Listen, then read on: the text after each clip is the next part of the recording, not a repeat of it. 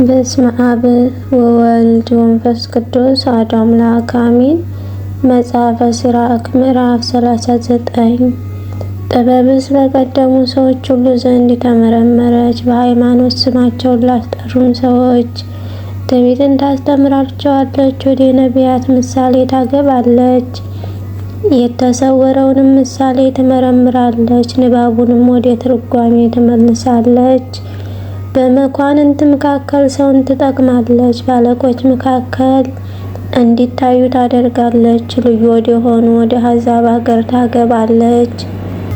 የሰዎች መፈጠር በበጎም በክፉም ነውና በንስሐ ወደ ፈጣሪ እግዚአብሔር ፈጥኖ ይሄድ ዘንድ በእግዚአብሔር ፊት ይለምን ዘንድ ልቦናውን ገልጦ ይለምን ዘንድ ስለ ኃጢአቱም ይለማመን ዘንድ ልቦናውን በንስሐ ወደ እግዚአብሔር መለሰ። ነገር ግን እግዚአብሔር ከወደደው ጥበብ የሚገልጥ መንፈስ ቅዱስንም ካሳደረበት እሱ የጥበቡን ነገር ከገለጸለት ያ ሰው ደግ ሰው ነው። በጸሎቱም ለእግዚአብሔር ይገዛል። እሱም ጥበብንና ምክርን ይገልጥለታል፣ የተሰወረውን ይገልጥለት ዘንድ ያሳስበዋል። እሱም የትምህርቱን ጥበብ ያሳያል። እግዚአብሔርም ምሎ በሰራው ሕጉ ይመካል። ስለ ጥበቡም ብዙ ሰዎች ያመሰግኑታል። ስም አጠራሩም ለዘላለም ፍጹም አይጠፋም፣ ስሙም ለልጅ ልጅ ጸንቶ ይኖራል። አሕዛብ ጥበብን ይናገራሉ፣ በሸንጎም መካከል ያመሰግኑታል። ከሺህ ልጅ ስምን ማስጠራት ይሻላል፣ ከሞተም በኋላ ስራው ጸንቶ ይኖራል። ዳግመኛም አስቤ እናገራለሁ። የደጋግ ሰዎች ልጆች ስሙኝ፣ በረድኤት ታደሱ። አበባ በምድረ በዳ ጠል እንዲያብብ እንደሱ አብቡ፣ በረድኤት ታደሱ። የሽቱ መዓዛ ደስ እንዲያሰኘኝ መዓዛ ትምህርታችሁ እንደዛ ደስ የሚያሰኝ ይሁን። ረዳ የሚባል አበባ ደስ እንዲያሰኘኝ ምግባችሁ ሃይማኖታችሁ እንደዛ ደስ የሚያሰኝ ይሁን። መዓዛ ትምህርታችሁ ያማረ የተወደደ ይሁን። ምስጋናውን ተናገሩ፣ እግዚአብሔርን በስራው ሁሉ አመስግኑት። ስሙን አግኑት፣ በምግባር በሃይማኖት ጸንታችሁ ለጌትነቱ ተገዙ። ባመሰገናችሁት ጊዜ እንዲሁ በሉ፣ እግዚአብሔር ስራው ገናና ነው በሉ፣ ይልቁንም ያማረ ነው በሉ። ስርዓቱ ሁሉ በየጊዜው ጸንቶ ይኖራል። ይህም ለምንድን ነው ያለ ለምንድን ነው ይሉ ዘንድ አይገባም። ሁሉ በየጊዜው ይወደዳል። ውሃውን በቃሉ እንደ ግድግዳ ጸናው። ነጠላ ፍጥረት አድርጎ የፈጠረው የለም። የሰው ሁሉ ስራ በፊቱ ነው፣ በፊቱም መሰወር የሚችል የለም። ዓለም ሳይፈጠር እስከ ዘላለም ድረስ ሁሉን አወቀ። በፊቱም ምንም ልዩ ፍጥረት የለም። ሁሉ በሥላሴ ፍቃድ ተፈጥሯልና። ይህ ለምንድን ነው ያለ ለምንድን ነው የሚል የለም። በረከቱ እንደ ፈሳሽ ውሃ መላች፣ እንደ ጥፋት ውሃ ምድርን ከፈተቻት። እንደዚሁ ፍርዱ አሕዛብን አጠፋቻቸው። የእውነተኛ ሰው ስራ ሁሉ የቀና ነው፣ የኃጢአተኛ ሰው ስራ ግን መሰናክል ነው። ውሃውን ለውጦ ያጸናው እሱ ነው። በጎ ነገር ከጥንት ጀምሮ ለበጎ ሰው የተፈጠረች፣ እንደዚሁ ክፉ ነገርም ለኃጢአተኞች የተፈጠረች። የሰው የፍቃዱ መጀመሪያ ውሃ፣ እሳት፣ ብረት፣ ጨው፣ እህል፣ ስንዴ፣ ማር፣ ወተት፣ የወይን ዘለላ፣ ደም፣ ዘይት፣ ልብስ ነው። ይህ ሁሉ ለደጋግ ሰዎች በረከታቸው ነው። እንደዚሁ ሁሉ በኃጢአተኞች ሰዎች በክፉ ይመላለስባቸዋል። ሊበቀሉባት የተፈጠረች ፍጥረት አለች። በኃጢአታቸው መቅሰፍታቸውን ያበዟታል።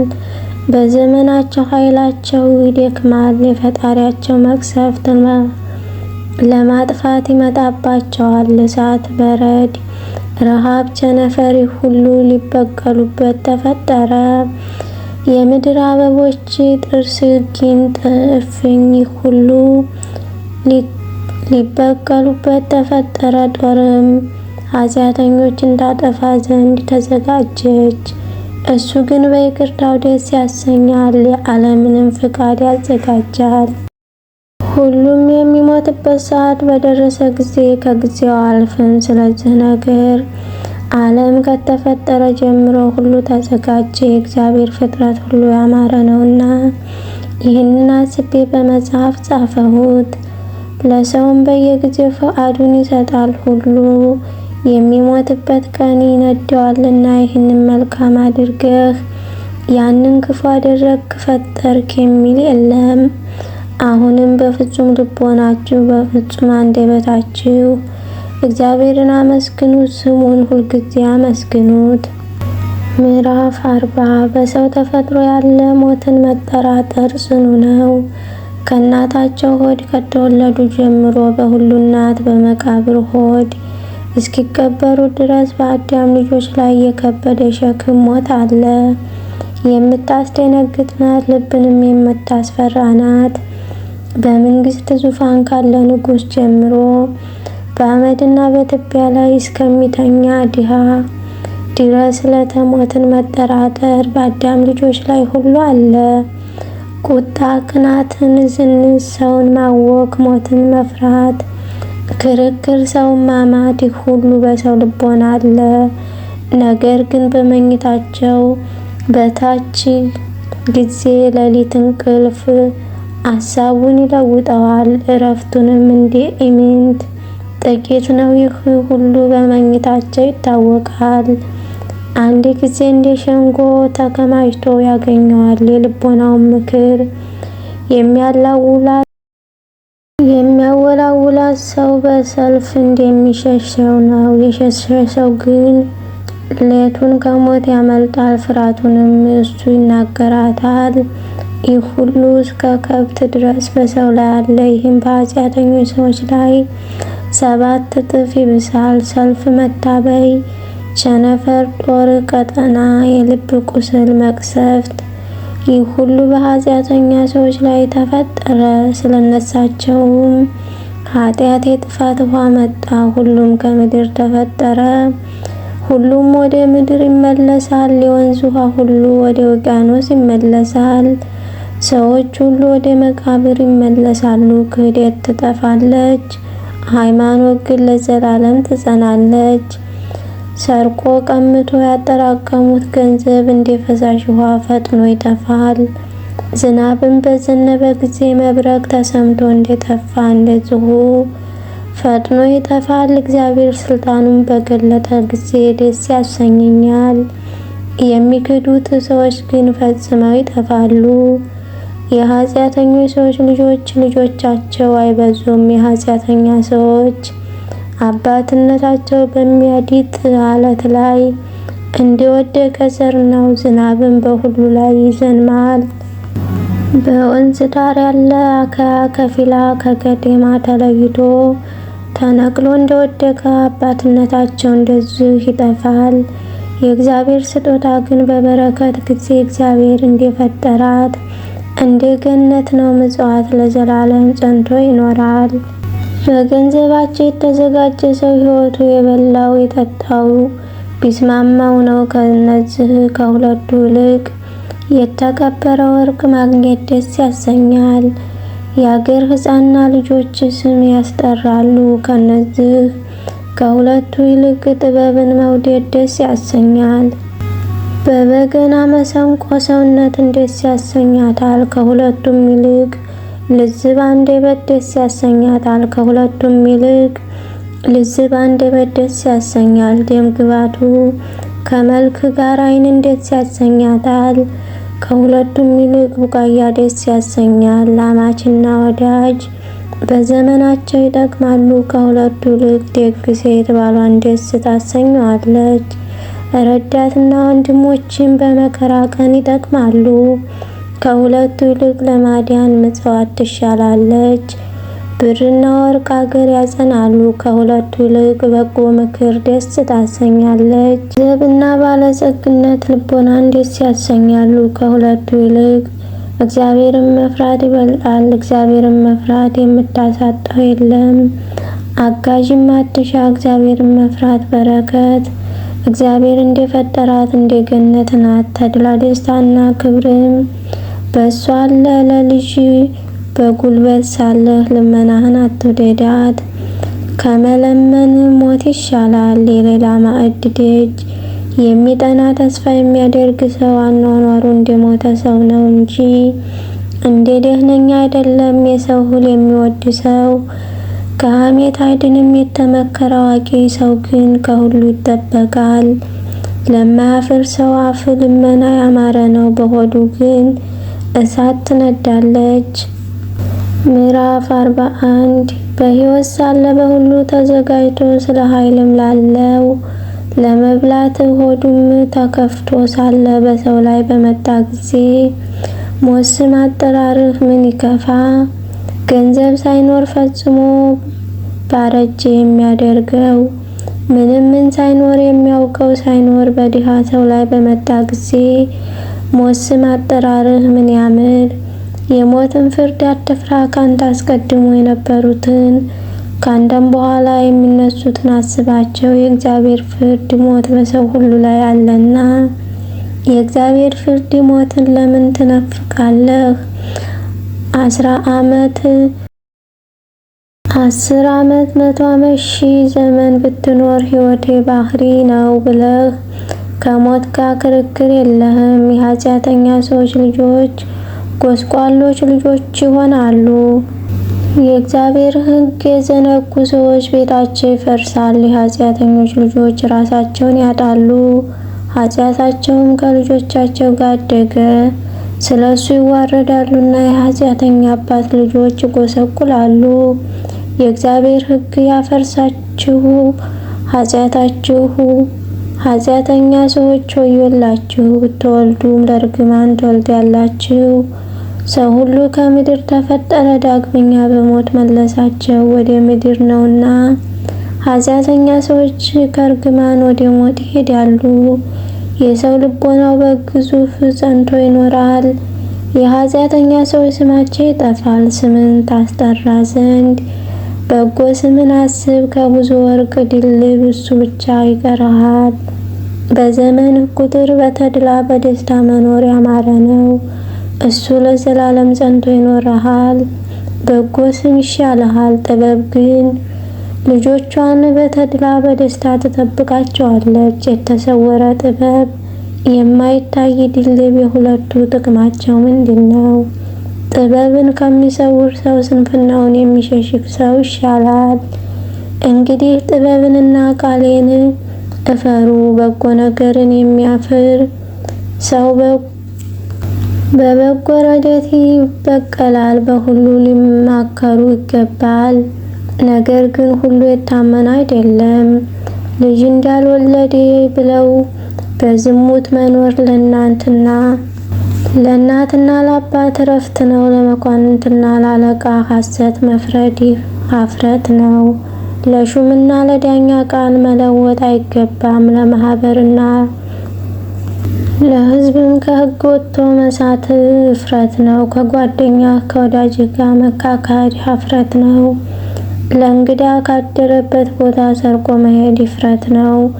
የሌላ ሰው እህል ለመብላት ጥቂት እህል ላይ መቅረብ አይገባም። ከባልንጀራ ገንዘብና ከአደራ ገንዘብ መስረቅ እፍረት ነው። የሚጠራህን ሰው ቸል ማለት አይገባም። የጎልማሳ ሚስትን መመልከት ኀፍረት ነው።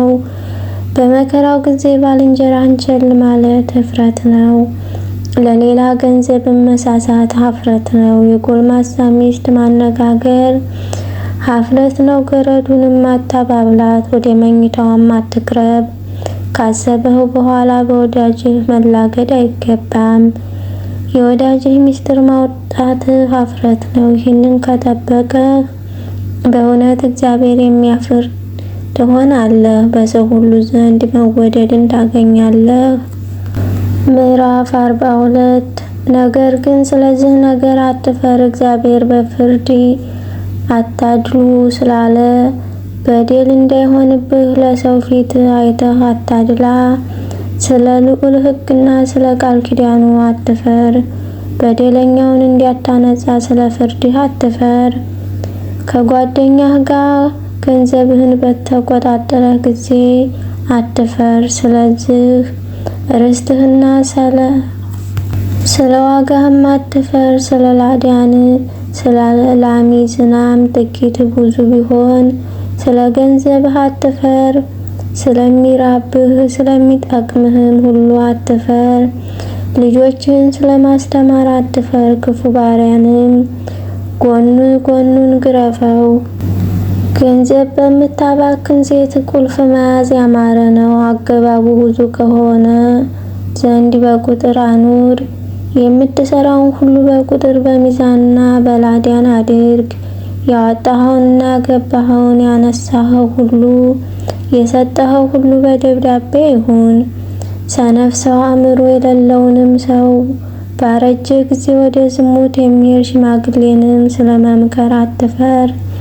ይህንን ያደረገህ እንደሆነ በሰው ሁሉ ዘንድ በእውነት ፈጽመህ አዋቂ ትሆናለህ። ሴት ልጅ ለአባቷ የተሰወረ ቁርጥማት ናት። እሷንም ማሰብ እንቅልፍ ያሳጣዋል። በሕፃንነቷ ጀምረህ እስክታድግ ድረስ ጠብቃት። በድንግልናዋ እንዳትደፈር በአባቷን ቤት ጸንሳ እንዳትገኝ ከባሏ ጋር ሳለች እንዳትበደል ካገባች በኋላም መካኛ እንዳትሆን ጸልይላት። የጥላትህ መዘባበቻ እንዳታደርግህ የማታፍር ልጅን አጽንተህ ጠብቃት። በብዙ ሰዎች መካከል እንዳታሳፍርህ ለወገኖችህ ወገን ለወዳጅህ ንገር።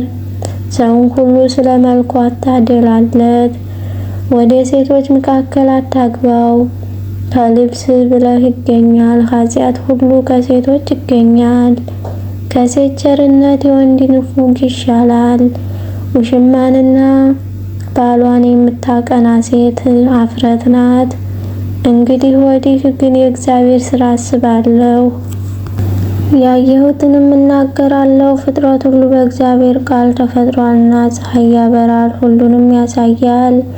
የእግዚአብሔር ብርሃን በሁሉ ምልኡ ነው። ሁሉ በክብሩ ይጸና ዘንድ ሁሉን ቻይ እግዚአብሔር ያጸናውን አላደርግም።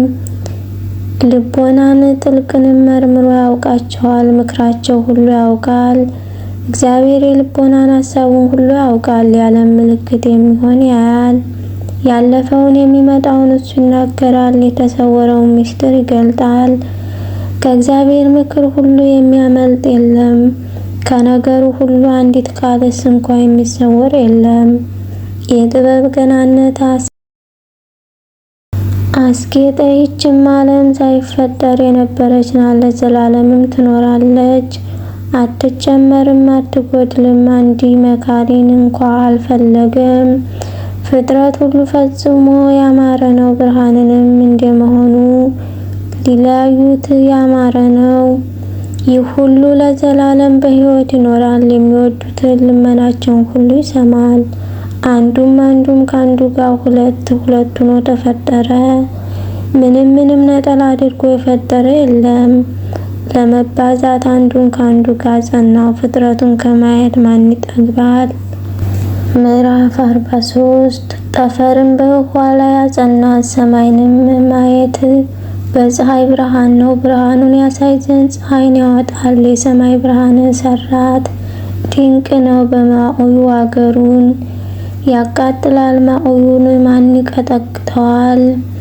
ማዑዩ እንደሚነድ እሳት ያቃጥላል። የፀሐይ ሶስተኛ ብርሃኗ ተራሮቹን ያቃጥላቸዋል። የእሳትም ዋዕዩ ከሱ ይገኛል። ብርሃኑን ማየት ዓይንን ያጠምማል።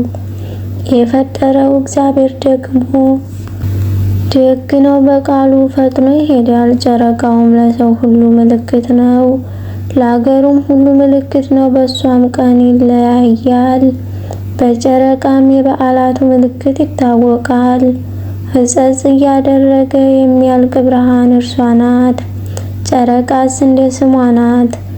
ከዋክብትም እንድትበልጥ ድንቅ ነው። በሰማይ ሰራዊት በከዋክብት ስራትም ሕጽጽን ምላትን እንድታፈራርቅ ድንቅ ነው። በሰማይ ሰራዊት በከዋክብት መካከል ሁና ታበራለች።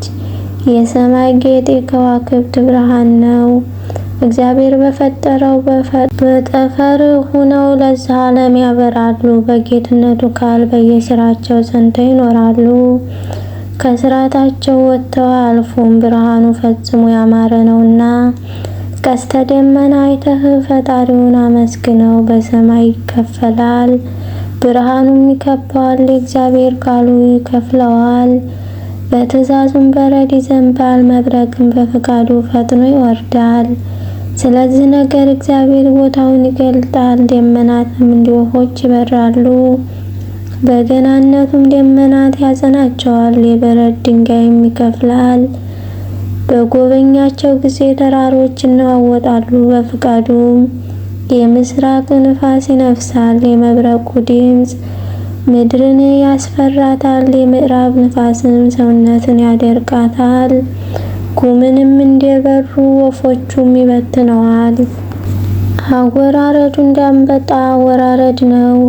ያነጣጡም መልክ ለዓይን ድንቅ ነው። በረድን እንደ ጨው ይቀላቅላታል። ዝናባነቱም ለልብ ድንቅ ነው። ጉሙንም በዚህ ዓለም ይተነዋል። ውርጭም ከረጋ በኋላ ሹፍ እንደሆነ እንደ ብርሌ ስባሪ ብልጭ ይላል። የቀዘቀዘ የምስራቅ ንፋስ ይነፍሳል። ውርጭም በውሃ ላይ ይረጋል፣ በውሃው አዟሪ ላይ ይቆማል። እንደ ብረት ልብስም በውሃ ላይ ጸንቶ ይኖራል። ውሃይቱም ይሸፍናታል፣ ተራራውም ይባላል። ምድር በዳውንም ያቃጥላል፣ ስሩንም እንደ እሳት ያደርቀዋል። የሰው ሁሉ ፈውስ ፈጥኖ የሚመጣ ካፊያ ነው። ዝናብም ወደ ምድር በወረደ ጊዜ ደስ ያሰኘኛል። በእግዚአብሔር ምክር ውሃ ይደርቃል። በዚህ ደሴቶች ተከለ።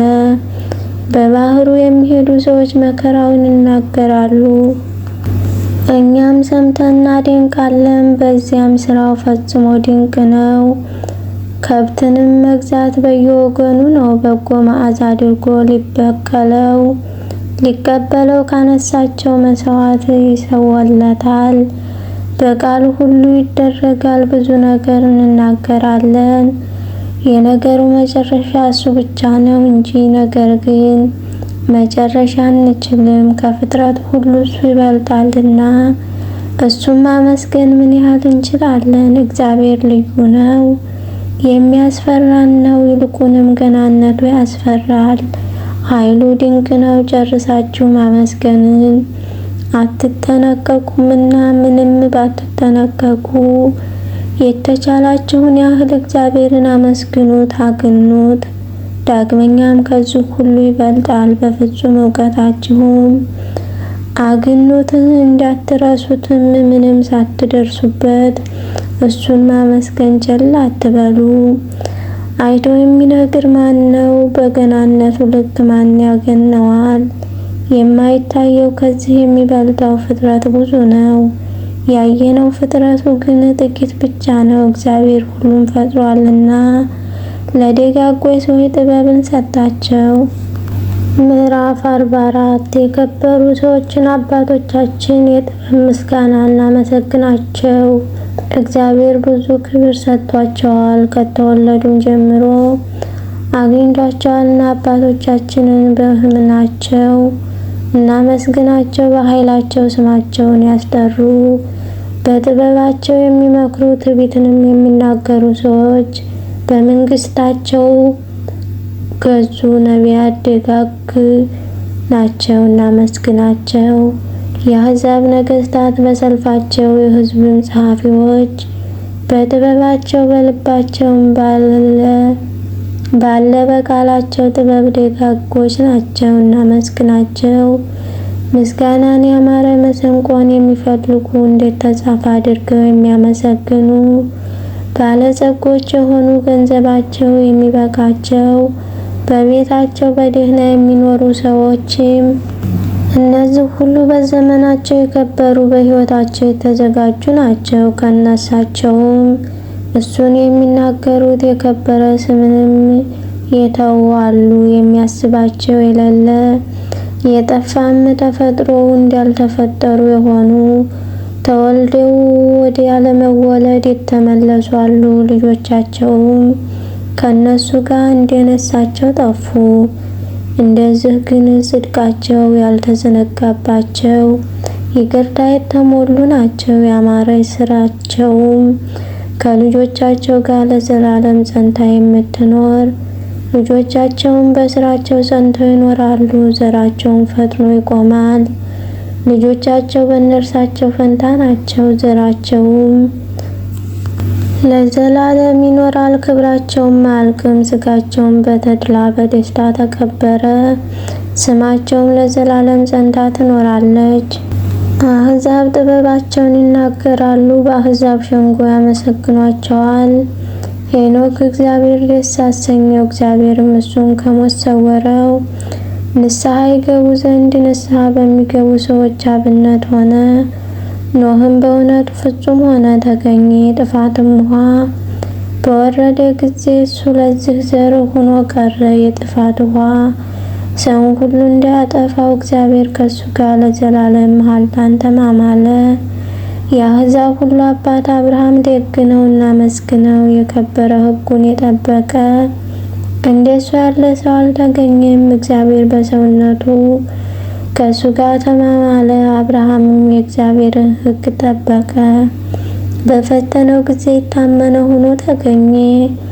አብርሃም በልጆቹ ይከብሩ ዘንድ እንደ ባህር አሸዋም ያበዛቸው ዘንድ ልጆቹ እንደ ሰማይ ከዋክብት ይበተኑ ዘንድ ከባህር እስከ ባህር ያወርሳቸው ዘንድ ከውቅያኖስ እስከ አድማስ ድረስ ያወርሳቸው ዘንድ ስለዚህ ነገር በመሐላ ቃል ኪዳን አጸናለት።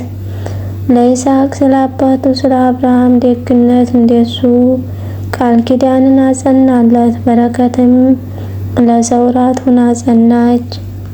በያዕቆብ ሰውነት አደረች፣ በረከቱም ተገለጠችለት። እሷንም ርስት አድርጎ ሰጠው።